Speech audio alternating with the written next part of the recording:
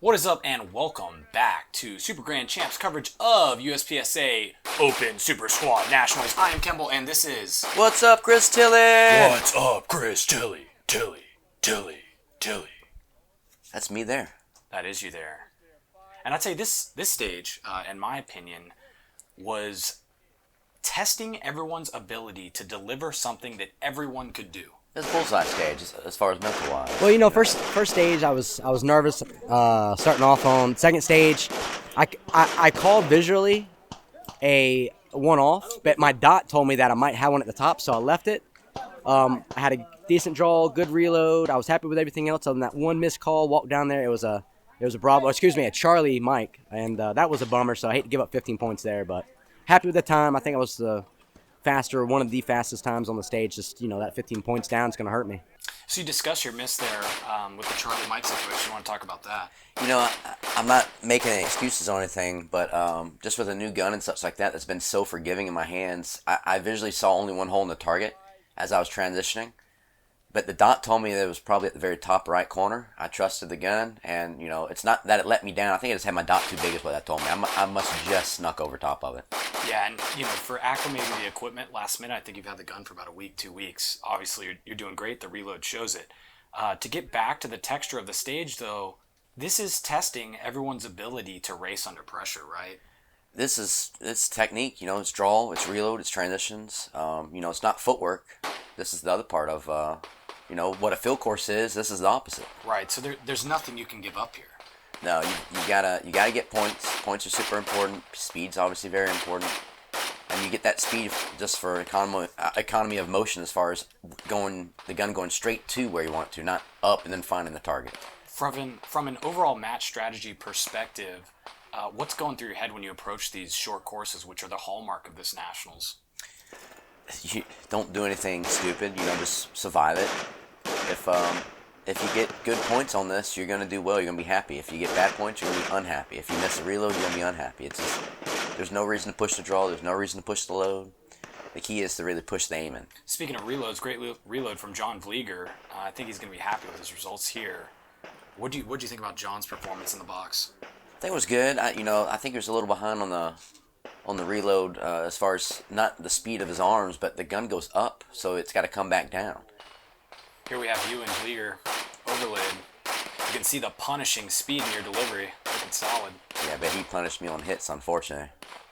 So what's strange about these stages that have a small amount of points, you can't really realize your full competitive equity. It's going to come down to minutia or a lapse in judgment that usually pans out on a field course. Yeah, you can't absorb stuff here. You've got to be cleaner. I had a great draw, great reload, happy on everything. Just that second shot on the head, I just made a bad judgment. The consequences are also low, though. There's only so many stage points to be gained, so failure is also cheap. That's right. It's only 60 points, but points are points, man. Now, obviously, I have to bring this up. JJ Ricas's had a great performance over the last few days. What do you think he's doing on courses like this that some of the other competitors aren't? Well, I think he's just really mentally honed in right now. He's, put himself in that special corner of the range to relax and, just do his thing, and that's really paying off for him. It's the first time I've seen him actually do this and have a solid mental performance and not make any mistake. He looks lighter to me than he might have been a few months ago. Do you think he's lost some weight? Yeah, he looks lighter. It looks like he's not as bulky as he was, last time I saw him. It's looking good. I think that sort of lean physique helps guys here. Yeah, for sure. You don't want to be too bulky. It's not a strength competition. It's a speed competition. In a lot of ways, could you say it's about torque? Yeah, it's that first step is in any movement sport. That first stride, that first step out of position. 200 pounds, 160 pounds. There's a big difference on that push, even with the same strength, right? And for the viewers at home, obviously you're not seeing much of that on this stage, but stay tuned. Numerous stages where we're going to see guys utilizing, power to weight to pick up time and points. For sure. You see them shoot slower, but they hang in there with the foot speed. I think JJ's really happy with that run. It's interesting to see the two of you racing. You crush them on the reload. Yeah, I can't say enough stuff about. I was happy with. I think I dropped 2 points and a miss. I was happy with my run, other than the miss. I mean, I didn't go for it. I actually just shot relaxed. At a lower competitive level, I think guys focus on, oh man, I missed, I pushed too hard, but frankly speaking, I don't think you pushed too hard. It was just a lapse. No, but you're around me a lot. You know how I shoot, so I didn't do anything. I didn't do anything special. I think what I didn't do is just I should have been I should have pulled back a little bit and actually maybe saw that second hole, but I would have definitely been slower. I have to say, GoShoot.com logo looking great on the Super Grand Champ jersey. GoShoot.com for your training needs in the Raleigh-Durham Triangle area. We ship everywhere, guys. Casey Asubio, another inspiring athletic competitor. I'll tell you, the clouds coming in and out, we decided to keep the exposure dark to show you these guys are dealing with changes in lighting conditions constantly. And it's subtle, but when you're dialing in your dot, dialing in your performance and your sight picture, I think it plays a part. Even 2 days in a row, we've had to deal with it, and you set your dot up, you nod ready, and all of a sudden the cloud comes over. All of a sudden, it's too bright or it's too dim. I mean, yeah, it's good stuff. Now I have to ask you, do you see the recoil pushing Asubio slightly behind his hips in that posture? Do you like that? He actually likes, and you see this in Still Challenge. He sits on his heels, and he gets away with it. He's just one of those athletic guys that's he's got good core strength, good upper body strength, and he can get away with stuff like that. And it makes that recoil, I think, a little bit more predictable for him. Now your reloads look similarly timed. You break your last shot before him. There was something going on in the second array for you, though. What do you want to discuss that? He had faster transit. He's the only one I've seen watching these videos where he actually had a faster first shot, about the same transitions, and he carried that. But I'm caught up on the reload. He had a little pause. Do you think there's a significant decision point between right to left or left to right for every individual? It's just a personal preference. A lot of guys like right to left, being right-eye dominant, and they use that weak eye to actually help the transition. Now, I had heard in hushed whispers that this range officer was described as an Austrian Santa Claus. Can you comment on that? Well, I don't think we're allowed to speak about it here. Moving on, Speedy Lesgar Murdoch. I'll tell you what, Akai making a great showing at this Nationals. Shea really picked up an A-team. Yeah, man, they've been doing it for a while now. And this guy, man, I don't have enough good things to say about his performance and his attitude. Our international audience is cheering for Speedy. We're excited to see how he turns out today. It's going to be an exciting one. Had a pretty solid run there. He really aimed here. That's his big thing. I'm just proud of him. He's not letting the people that are putting the gas down, he can recognize it and appreciate it, but when it's his time to do his thing, he does his thing. He doesn't get influenced. I love it. I want to bring this back to a point we discussed earlier. You can see a slight fumble during the reload. Obviously, it's nearly imperceivable if you're on the range. In slow motion, it's obvious. And those small differences really have made this match tenuous and dependent on short course outcomes. Yeah. A devastating lead at the end. You could really feel the pain of that mic. Well, don't do that, guys. I'm going to toot my own horn. I had a kind of a turd of a first shot, but my reload, I like my reload here, guys. That brass rainbow is pumping me up. Can't wait to drop more hot loads today on the range in the final day of USPSA Nationals. There you have it, guys. Now, you guys may be wondering, why is this footage different than yesterday's footage or any of the other footage we have? This is about the time that we started dealing with some issues on the range, so please bear with us. Yeah, unfortunately. This unfortunately too on this match, it was kind of a lackluster. It's IPSC. We have speed shoots in IPSC, and they're interesting.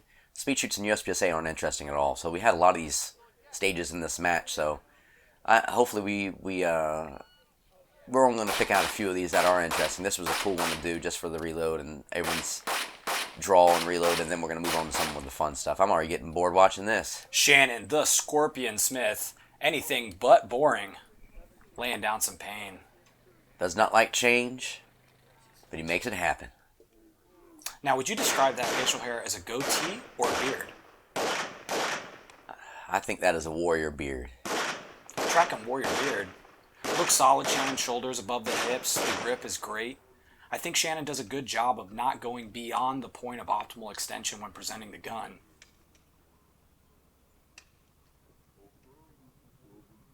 He's just one of those guys that's textbook, He doesn't. His style is like textbook. That's all it is. Some guys, JJ has his own style. Casey has his own style. So you're full 3 targets ahead of him here, and the mic was absolutely worth that amount of distance and performance, and it's shocking. I don't think without overlay that you could notice these details. No, not at all. You just look at the score and you see that I didn't do well, and in the video it's like, well, you almost did good, but not quite. I think the opposite. I think you can see that, hey, your level of human performance is definitely high, and it's a short course that will bring out small differences for significant competitive advantages. Sure. And I think your strategy today should consider that. Sure. Yeah.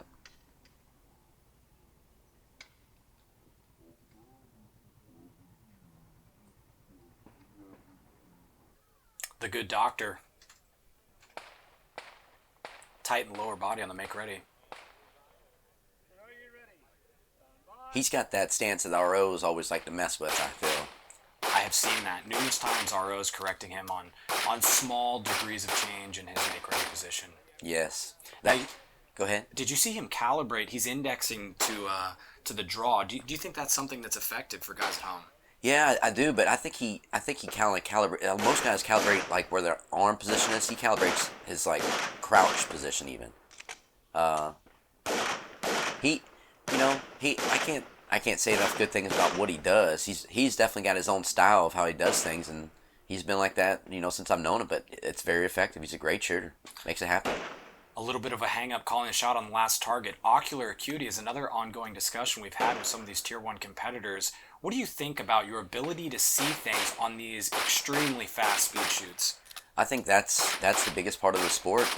As far as the whole, there's foot speed and power that's going to follow that. But I think the visual speed is number one. Absolutely. Using every frame you get per second to deliver the dot to the target. A little awkward on the reload, gun going awfully low.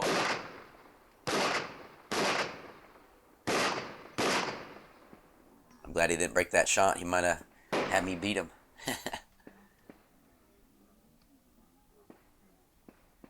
Well, this is another guy right here. He can always burn it down and see what he does. Blake Miguez has been a pleasure to film.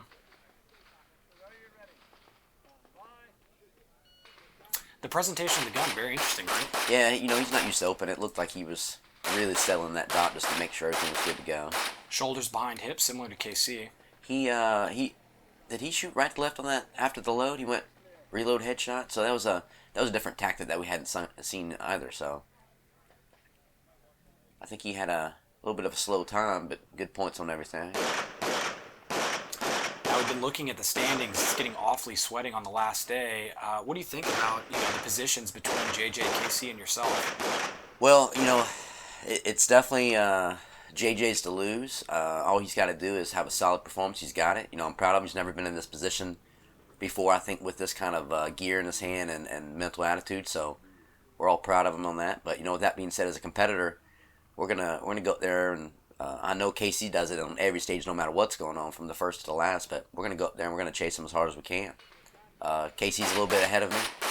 I think it'll be a final showdown pretty good, with, I would say, 5 guys, So it's going to be interesting to see what happens today. I know people are going to push, make mistakes. Some people are going to be crying. Some people are going to be cheering. Now, Andrew Hyder has made it up in the standings due to the decision on stage 3. That's significant. Oh, it's only like a 5-position significance, so, I'm sure those guys won't mind too much about it.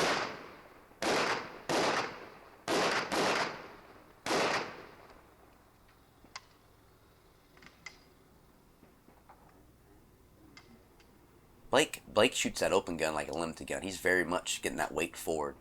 We were talking about that a little bit yesterday, and he's trying to change that. He actually came from being an open shooter, so be interesting to see how he does today. He's gotten better every day. Jesse from Metagroup in the box. And let me tell you, ladies and gentlemen, this is a high-pressure situation. This is essentially shooting a classifier with everyone from the best top-tier, positions in the world watching. Yep. One thing that's awesome about watching her shoot, she's not just trying to shoot, and win ladies. She's actually trying to beat the guys out there. And she's doing it in a lot of scenarios. But I think she's pushing herself a little harder than what I see when it's just the girls shooting together. Absolutely. Division is not coming into this athlete's mind. She's here to win it all. Yeah, absolutely. I love it. It's obviously painful to see a mistake drop the hit factor so low, but the fumbled reload almost equivalent to the mic in your run. Yeah, yeah. She just let go of her index finger on the load. One other thing I saw there after that happened, it looked like on her transition she almost started leaning instead of actually moving from her lower body. But it was all the time was really from the load. You'll notice when the shooters are overlaid, that you guys are very good about keeping the gun on one parallel line. There's no looping action to the dot. If you shoot enough, it happens naturally, but at the beginning, you have to fight it. And if you pay attention to it right off the bat, you can learn that quick for sure. I think that's that visual thing again. A lot of guys, they follow the dots to where they want them pull the dot up to where they want to hit versus looking where they want to hit. Now on day 3, having been in the 100-degree weather and the sun, you're going to see guys slipping up on some of these fundamentals. I like to say that this squad, we're professionals and we don't do that, but unfortunately, we're human. We make as many mistakes, if not more than others. We just, with our speed and our experience, we can absorb it a little better. But you're absolutely right. The guy's going to go crazy pushing.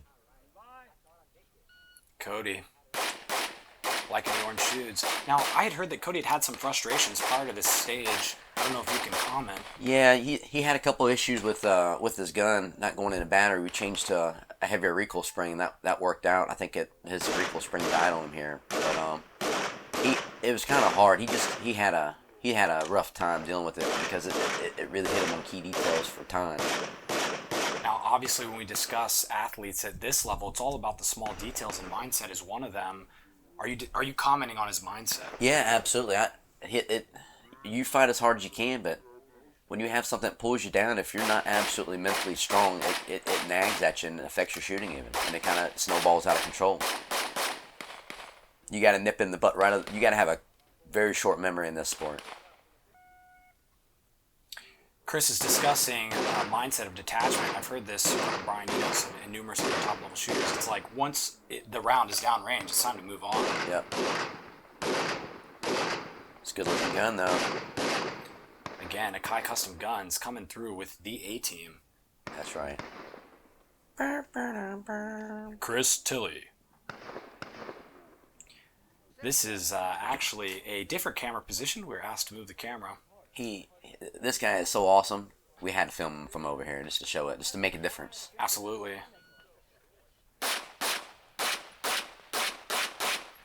Interesting vantage point. Oh man, I hate that. Ugh. Well, welcome to Open. Absolutely, and I think this has been the hallmark. I know I'm repeating it now, but it's the hallmark of the match. Yep. He's one of the best there is in the world in standard and limited division, and I love seeing him come out and play with us in Open. And I mean, make no mistake, he's competing, but it's going to be like a lot of guys in divisions are not used to with this 9 days of nationals. So I have to ask, in an ideal world, what kind of stages would you like to see at a national? I want you to test everything: speed, accuracy, everything in between on the shots, movement in every way, prone. I don't think we have a single prone in this match. It's kind of silly. We can, other than just shooting one shot at a target. That's kind of silly. We don't need to be IPSC. We don't have to do the 3-2-1 format. But when we do speed shoots, I know they're trying to come up with classifiers and using our money at these awesome nationals to do it.